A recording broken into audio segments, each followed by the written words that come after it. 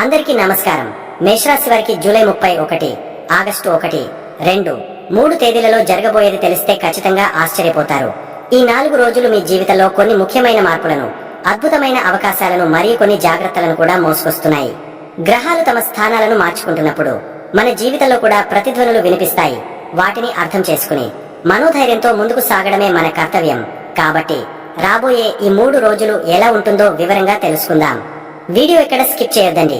చివరి వరకు చూస్తేనే అసలు మీకు ఎటువంటి అదృష్టం పట్టబోతోంది అని చెప్పి కూడా పూర్తిగా అర్థమవుతుంది. వీడియోలోకి వెళ్లే ముందు మా చిన్న రిక్వెస్ట్ ఏంటంటే, ఇంతకు ముందు మా ఛానల్ మీరు సబ్స్క్రైబ్ చేసుకోకపోతే సబ్స్క్రైబ్ చేసుకోండి. అలాగే గంట సింబల్ క్లిక్ చేయండి. అప్పుడే మీకు మా వీడియోలు నోటిఫికేషన్ లో వస్తాయి. అలాగే జై శ్రీకృష్ణ అని కామెంట్ చేయండి.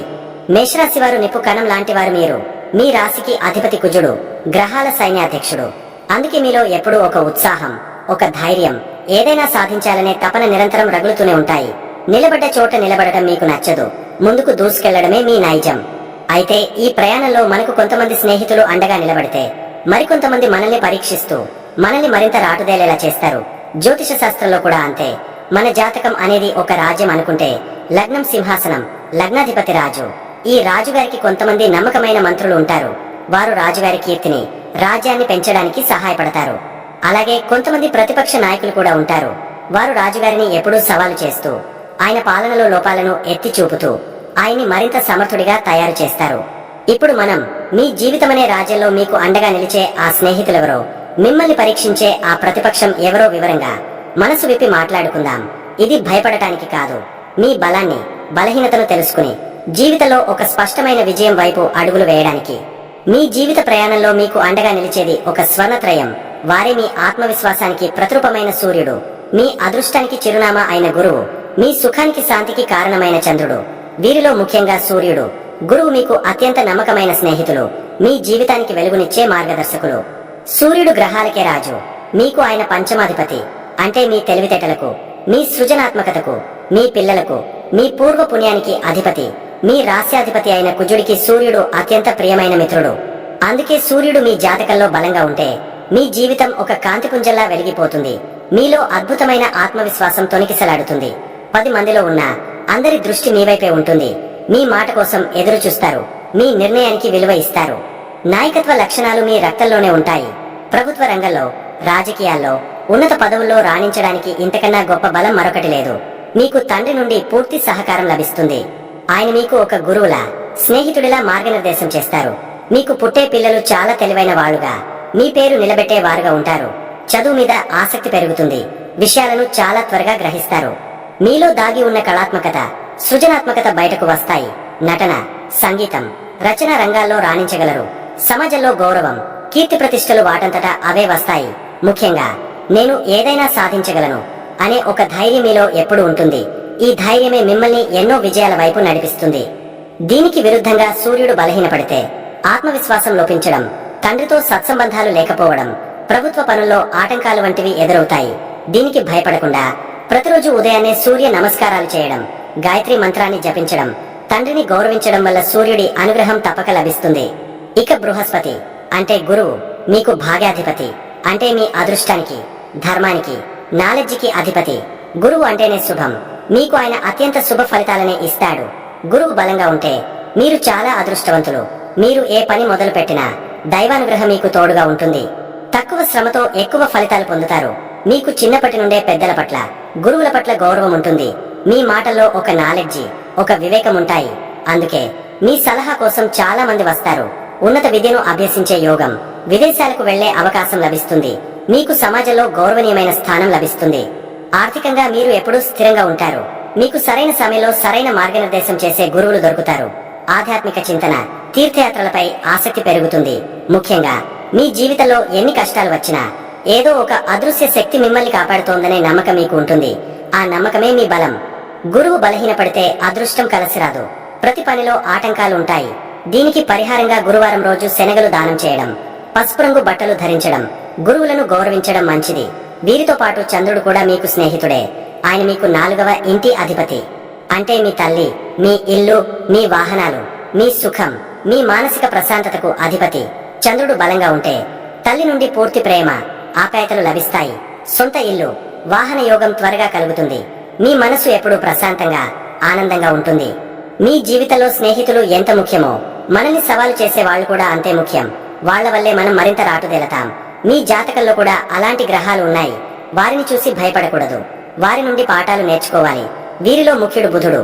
ఆయన మీ జాతకంలో అత్యంత అవయోగకారకుడు, అంటే చెడు ఫలితాలను ఇచ్చే గ్రహం. ఎందుకంటే ఆయన మీకు 3వ ఇంటికి అంటే శ్రమ, ధైర్యం, కమ్యూనికేషన్ మరియు 6వ ఇంటికి శత్రువులు, రోగాలు, రుణాలు అధిపతి. పైగా మీ రాశ్యాధిపతి అయిన కుజుడికి బుధుడు బద్ధ శత్రువు. అందుకే బుధుడి ప్రభావం మీ మీద ఉన్నప్పుడు చాలా జాగ్రత్తగా ఉండాలి. మీ మాటల వల్లే మీకు సమస్యలు వస్తాయి. అనవసరమైన వాదనలకు దిగుతారు. మీరు ఒకటి చెప్పబోతే అవతలి వాళ్లు దాన్ని మరొకలా అర్థం చేసుకుంటారు.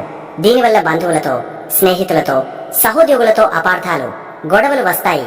కోర్టు కేసులు, చట్టపరమైన చిక్కులు, అప్పుల బాధ, శత్రువుల నుండి ఇబ్బందులు ఎదురవుతాయి. చర్మ సంబంధిత వ్యాధులు, నరాల బలహీనత వంటి ఆరోగ్య సమస్యలు రావచ్చు. అయితే ఇందులోనూ ఒక పాఠం ఉంది. బుధుడు మిమ్మల్ని పరీక్షిస్తున్నాడంటే మీ కమ్యూనికేషన్ మెరుగుపరుచుకోమని, మాట్లాడే ముందు ఆలోచించమని హెచ్చరిస్తున్నాడని అర్థం. మీ తెలివిని, వాక్చాతుర్యాన్ని మంచి పనులకు వాడితే ఇదే బుధుడు మిమ్మల్ని వ్యాపారంలో, మీడియా రంగంలో ఉన్నత స్థాయికి తీసుకెళ్తాడు.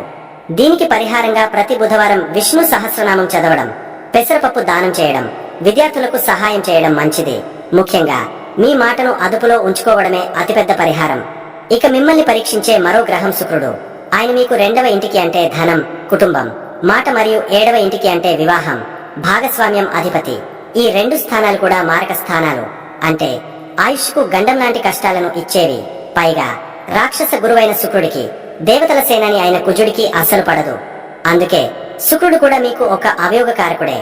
ఆయన ప్రభావం వల్ల వైవాహిక జీవితంలో సమస్యలు, జీవిత భాగస్వామితో తరచు గొడవలు రావచ్చు. విపరీతమైన కోరికల వల్ల, భోగాల మీద ఆసక్తి వల్ల డబ్బును విపరీతంగా ఖర్చు చేస్తారు. దీనివల్ల ఆర్థిక స్థిరత్వం దెబ్బతింటుంది. కుటుంబంలో కూడా కలహాలు ఉంటాయి. అయితే ఇందులోనూ ఒక పాఠం ఉంది. శుక్రుడు మిమ్మల్ని పరీక్షిస్తున్నాడంటే బంధాలకు విలువ ఇవ్వమని, జీవిత భాగస్వామిని అర్థం చేసుకోమని, డబ్బును పొదుపుగా వాడుకోమని, భోగాలకు బానిస కావద్దని హెచ్చరిస్తున్నాడు.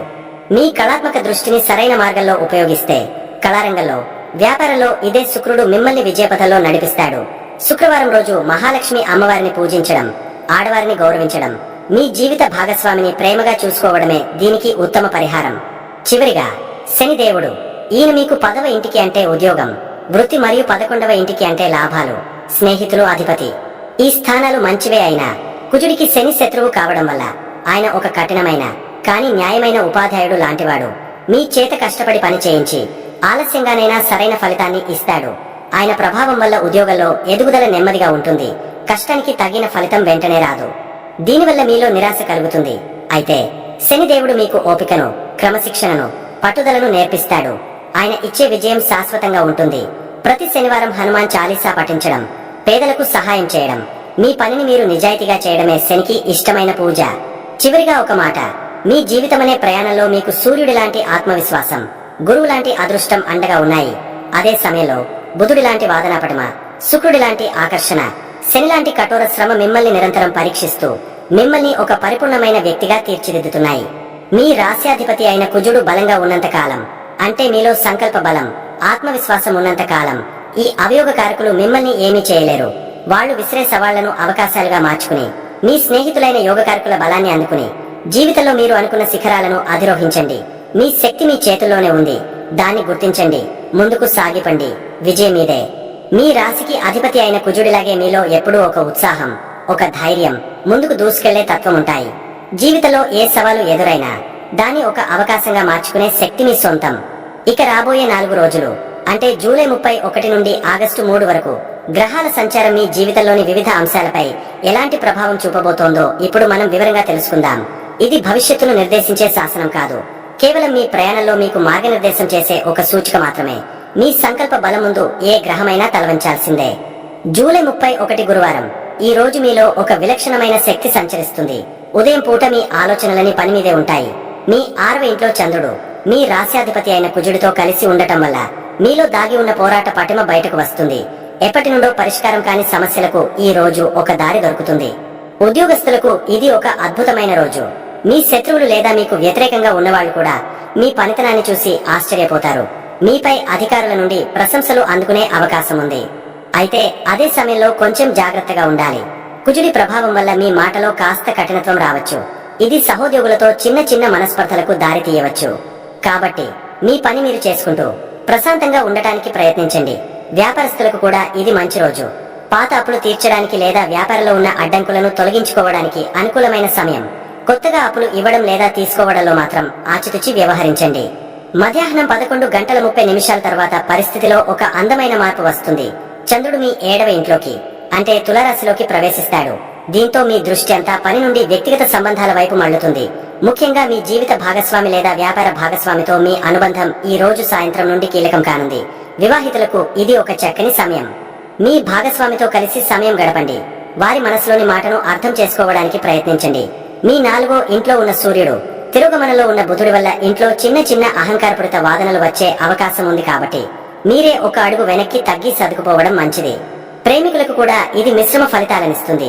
మీ ప్రేమను వ్యక్తపరచడానికి మంచి రోజే అయినా అవగాహన లోపం వల్ల మాటలు తప్పుగా అర్థం చేసుకునే ప్రమాదం ఉంది. ఆర్థికంగా చూస్తే ఉదయం పూట ఖర్చులు నియంత్రించుకోవాలి. మీ 12వ ఇంట్లో ఉన్న శనిదేవుడు అనవసరమైన ఖర్చులను సూచిస్తున్నాడు. కానీ మీ 11వ ఇంట్లో ఉన్న రాహువు స్నేహితులు లేదా పెద్దల ద్వారా ఆకస్మిక ధనలాభాన్ని కూడా సూచిస్తున్నాడు. ఆరోగ్యం విషయంలో ఉదయం పూట కొంచెం జాగ్రత్తగా ఉండాలి. పాత ఆరోగ్య సమస్యలు మళ్లీ తలెత్తవచ్చు. కానీ సాయంత్రానికి మానసికంగా ప్రశాంతంగా ఉంటారు. విద్యార్థులు తమ పోటీ పరీక్షలలో విజయం సాధించడానికి ఈ రోజు చాలా అనుకూలంగా ఉంది. మీ ఏకాగ్రత అద్భుతంగా ఉంటుంది. ఆగస్టు 1 శుక్రవారం రోజు పూర్తిగా సంబంధాలకే అంకితం చేయబడిన రోజు. చంద్రుడు రోజంతా మీ 7వ ఇంట్లో ఉంటాడు. ఇది మీ జీవిత భాగస్వామి, వ్యాపార భాగస్వాములు మరియు సమాజంతో మీకున్న సంబంధాలను బలంగా ప్రభావితం చేస్తుంది. వివాహితులు ఈ రోజును పూర్తిగా మీ భాగస్వామికి కేటాయించండి. మీ 3వ ఇంట్లో ఉన్న గురువు శుక్రుల కలయిక మీ మాటల్లో మాధుర్యాన్ని, ప్రేమను నింపుతుంది. ఈ రోజు మీరు మాట్లాడే ప్రతి మాట మీ భాగస్వామిని ఆకట్టుకుంటుంది. ఒక చిన్న ప్రయాణం లేదా కలిసి డిన్నర్ కి వెళ్లడం వంటివి మీ బంధాన్ని మరింత బలోపేతం చేస్తాయి. కొంతకాలంగా మీ మధ్య ఉన్న అపార్థాలు తొలగిపోయే అవకాశం ఉంది. కుటుంబ జీవితంలో మీ 4వ ఇంట్లో ఉన్న సూర్యుడు బుధుడు వల్ల మీ తల్లి ఆరోగ్యం పట్ల శ్రద్ధ వహించాలి. ఇంట్లో ప్రశాంత వాతావరణం కోసం మీరు చొరవ తీసుకోవాల్సి ఉంటుంది. ఉద్యోగస్తులకు ఈ రోజు టీం వర్క్ కు సంబంధించిన రోజు. ఒంటరిగా కాకుండా అందరితో కలిసి పనిచేయడం వల్ల అద్భుతమైన ఫలితాలు సాధిస్తారు. మీ పబ్లిక్ రిలేషన్ స్కిల్స్ ఈ రోజు మీకు బాగా ఉపయోగపడతాయి. కొత్త క్లయింట్లను ఆకట్టుకోవడానికి లేదా ఉన్నతాధికారులతో సత్సంబంధాలు మెరుగుపరుచుకోవడానికి ఇది సరైన సమయం. వ్యాపారస్తులు కొత్త భాగస్వామ్య ఒప్పందాలు కుదుర్చుకోవడానికి అవకాశాలు వస్తాయి. అయితే తిరోగమనంలో ఉన్న బుధుడి కారణంగా ఏ డాక్యుమెంట్ పైన సంతకం చేసే ముందు దాన్ని క్షుణ్ణంగా చదవడం చాలా ముఖ్యం. తొందరపాటు నిర్ణయాలు తీసుకోవద్దు. ఆర్థికంగా భాగస్వామ్య వ్యాపారాల ద్వారా లాభాలు వచ్చే సూచనలున్నాయి. మీ సామాజిక సర్కిల్ ద్వారా కూడా ఆర్థిక ప్రయోజనాలు పొందవచ్చు. మీ 11వ ఇంట్లో ఉన్న రాహువు మీ కోరికలను నెరవేర్చడానికి సహాయం చేస్తాడు. ఆరోగ్యం సాధారణంగా ఉంటుంది, కానీ మానసిక ఆరోగ్యం మీ సంబంధాలపై ఆధారపడి ఉంటుంది. సంబంధాలు బాగుంటే మీరు ఉత్సాహంగా ఉంటారు. విద్యార్థులు గ్రూప్ స్టడీస్ చేయడం వల్ల మంచి ఫలితాలను పొందుతారు. ఒంటరిగా చదవడం కంటే స్నేహితులతో కలిసి చదవడం వల్ల కష్టమైన సబ్జెక్టులు కూడా సులభంగా అర్థమవుతాయి. ప్రేమికులకు ఇది ఒక అద్భుతమైన రోజు. మీ ప్రేమను తర్వాతి స్థాయికి తీసుకెళ్లే ఆలోచనలు రావచ్చు. ఆగస్టు 2 శనివారం రోజు కూడా నిన్నటి శక్తి ప్రవాహమే కొనసాగుతుంది. చంద్రుడు 7వ ఇంట్లోనే ఉంటాడు కాబట్టి మీ దృష్టి అంతా బంధాలు, భాగస్వామ్యాల మీదే కేంద్రీకృతమై ఉంటుంది. అయితే ఈ రోజు శనివారం కావడం ఒక ముఖ్యమైన విషయం. మీ 12వ ఇంట్లో తిరోగమనంలో ఉన్న శనిదేవుడి ప్రభావం ఈ రోజు కొంచెం ఎక్కువగా ఉంటుంది. ఇది మిమ్మల్ని కొంచెం అంతర్ముఖులను చేస్తుంది. ఒకవైపు మీరు అందరితో కలిసి ఉండాలని కోరుకుంటారు, మరోవైపు ఒంటరిగా గడిపి మీ గురించి మీరు ఆలోచించుకోవాలని అనిపిస్తుంది. ఈ ద్వంద్వ వైఖరి మిమ్మల్ని కొంచెం గందరగోళానికి గురి చేయవచ్చు. వివాహితులు మీ భాగస్వామితో లోతైన సంభాషణలు జరపడానికి ప్రయత్నించండి. కేవలం సరదాగా గడపడమే కాకుండా భవిష్యత్తు ప్రణాళికలు, మీ భయాలు, మీ ఆశల గురించి పంచుకోవడానికి ఇది సరైన సమయం. కుటుంబంలో మీ ప్రమేయం చాలా అవసరం. మీ మాటలకు విలువ ఉంటుంది. కాబట్టి కుటుంబ సమస్యలను పరిష్కరించడానికి చొరవ తీసుకోండి. ఉద్యోగస్తులకు ఇది వారాంతం కాబట్టి పని ఒత్తిడి తక్కువగా ఉంటుంది. కానీ భవిష్యత్ ప్రణాళికలు వేసుకోవడానికి, మీ కెరీర్ గురించి ఆలోచించుకోవడానికి ఇది మంచి సమయం. శని ప్రభావం వల్ల మీరు మీ ఖర్చుల గురించి, పొదుపు గురించి తీవ్రంగా ఆలోచిస్తారు. అనవసరమైన ఖర్చులను తగ్గించుకోవాలనే బలమైన నిర్ణయం తీసుకుంటారు.